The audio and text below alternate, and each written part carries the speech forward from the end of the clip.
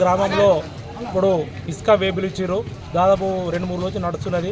మాకు చాలా ఇబ్బంది అవుతున్నది ట్రాక్టర్ వల్ల. నేను ఒక 2 సంఘటనలు జరిగింది. ఒక వైరు తెంపి ఆ వైరు అలాగే ఉన్నది. అది ఆ వైరు గిట్ట ముట్టుకుంటే పక్క మంది స్కూల్ ఉన్నది.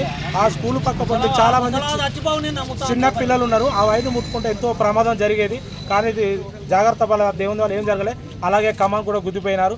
దయచేసి మేము మండల ఆఫీసర్ ఒక్కటే విన్నవిస్తున్నాం, మా ఊరు నుంచి వేబిల్ వద్దు, దయచేసి మీరు ఎక్కడికన్నా ఇచ్చుకోరు, మాకు అభ్యంతరం లేదు.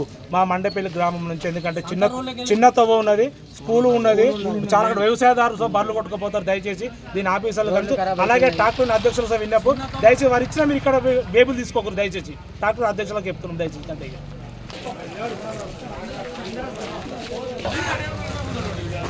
అక్కడ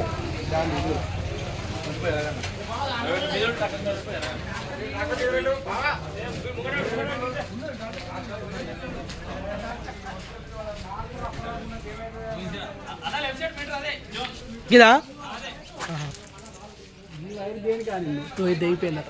అదే కానీ దేనికి కానీ గంట పెద్ద బండి ఏమొచ్చింది మీకే తెలియాలి, వాళ్ళకే తెలుసు.